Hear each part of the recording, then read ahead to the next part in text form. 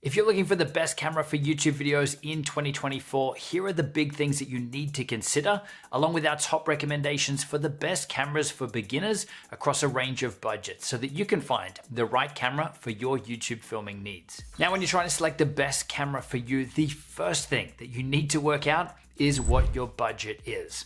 Once you've got that worked out, then we need to work out what it is you actually want or what it is you need from a camera. So you need to consider what type of videos are you making? Are you going to be moving around, so you need something portable? Or are you going to be in a studio sort of environment like I am now, where your camera is going to be locked off on a tripod? So looking at portability, looking at size, looking at weight, what do you need? What do you want? From there, you want to look at what camera features do you need? Are you someone that needs full manual controls to be able to dial everything in?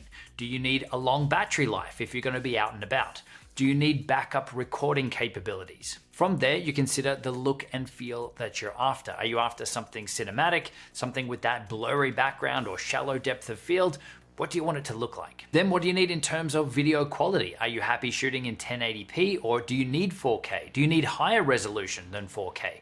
Do you need slow motion capabilities? What type of lenses do you need? Are you going to be shooting things that are close up? Do you maybe need a wide angle lens? Or are you going to be shooting things that are a long distance away? So you might need some sort of telephoto or zoom lens. Do you want something that's actually a hybrid of both, giving you some flexibility? Do you actually want to have the ability to swap out the lenses, or are you just after something simple? What are your audio requirements? Are you okay just using the built-in microphone in the camera, or do you need to connect a more professional microphone? And you'll also really want to consider the usability. Are you after something that works great for a beginner in full automatic modes where you can just turn it on, press record, and you're good to go? So something really easy to use. Or are you someone that really needs to dial everything in with manual controls? Even things like autofocus or low light capabilities. You really want to get clear on what it is you actually need or want, or it's going to be very hard for you to find the best camera for you. Now, just before we get into some recommendations for you, I want to stress that there really is no perfect camera out there for everyone, for all shooting scenarios. Your goal is to find the one within your budget with the least amount of trade-offs or downsides for you. And a really quick pro tip, check out older models of cameras as well. You might be able to pick them up at a great price and they still could do everything that you need. As for some recommendations though, because that's why you're here, if you've got no budget or you're just starting out, then I'd suggest that you start with what you have. That could be a webcam that's built into your computer or even your phone. Some of the biggest YouTube channels out there just use webcams or phones. Remember, the content is the most important piece, not the camera you're using to shoot the content. So start with what you have and upgrade when you can or when you need to. Now, really quickly with my recommendations here, I'm not doing a full deep dive into the pros and cons of each of these cameras. This is my short list. These are the ones I think you should consider if this sounds like it's going to be a fit for you. So I'm going to give you some pretty quick recommendations here, helping you narrow that massive list of camera options down to just a few to help you find the best one for you. So moving on from our $0 category to a sub $500 category, so everything under $500, these are my recommendations. If you're looking for a webcam, I would suggest checking out the Logitech Brio range. So they have things like the Brio 100 starting at around $40, the Brio 4K jumping up to $199. That's an amazing camera. I used that one for years. Or my favorite webcam right now is the Insta360 Link, which sells for around $250. And I gotta say, the quality on that is amazing. If you're after something more portable, something like a point and shoot style camera, then that's where something like the Sony ZV-1F could be a great option. It's targeted at vloggers.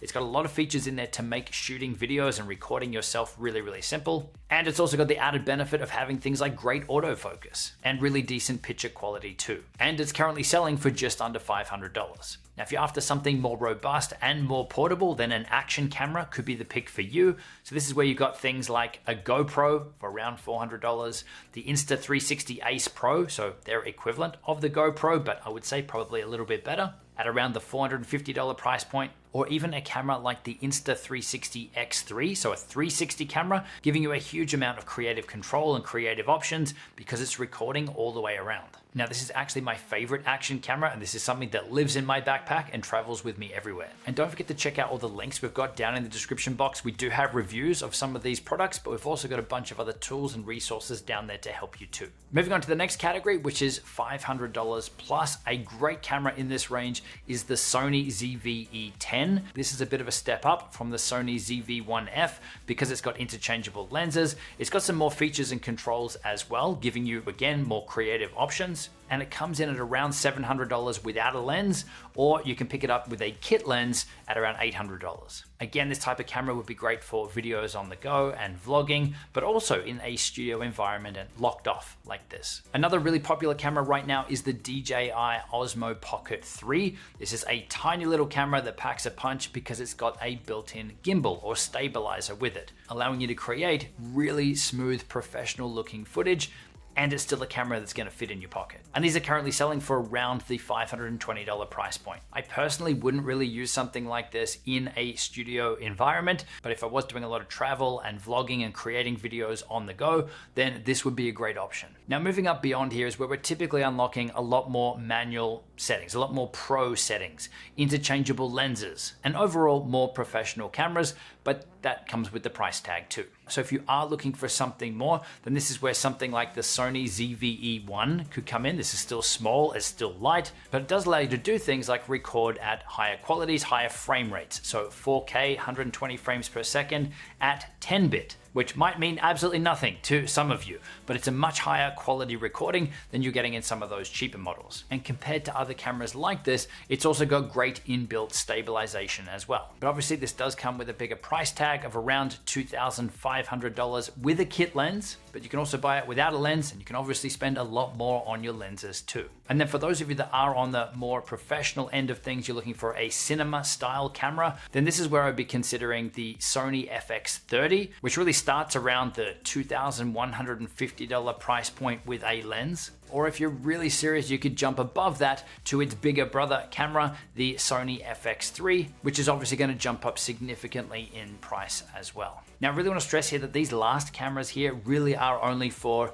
the smaller percentage of professional users. I wanted to put them in here so that you guys could compare and see what's going to be the best one for you. But I'd say for most people, this is going to be overkill by far. But if you are someone who is maybe just starting out, maybe you geek out on this stuff, and maybe your end goal at some point would be to have one of those cinema cameras, then what I suggest is that you start investing in some decent camera lenses. So likely spend more on the camera lens than the camera itself, because the lenses don't change anywhere near as much as the cameras are changing, meaning that you could upgrade your camera at a later date and still use those nicer lenses that you purchased without needing to replace everything every time you want to upgrade. So those would be my top picks right now across those categories in my not so short list, given all the options and the use cases available. And again, I want you to remember that you don't need the latest and the greatest camera. Even for me, I'm still using a Panasonic GH5, which I have owned for years. For my use case, for my shooting scenario, it ticks most of the boxes for me. Is it perfect? No, the autofocus on it is terrible, but I don't use autofocus. It's not a requirement for me. It's got great wireless control. It's got dual memory card slots for redundancy when I'm recording. The picture quality is good enough. I really don't need anything more, and that's what I want you to look at. So go back to that timestamp here on screen and just re-listen to the start of this video. You really want to get clear on what it is you actually need, what it is you want from your camera, so then you can pick the best one for you. And let me know down in the comments, what camera are you currently using and what camera are you thinking about purchasing as your next camera? As always, we've got a bunch of other tools and resources linked down below to help you even further. We've even got reviews of some of the cameras specifically mentioned here in this video. All of those will be linked below, and I will see you in the next video.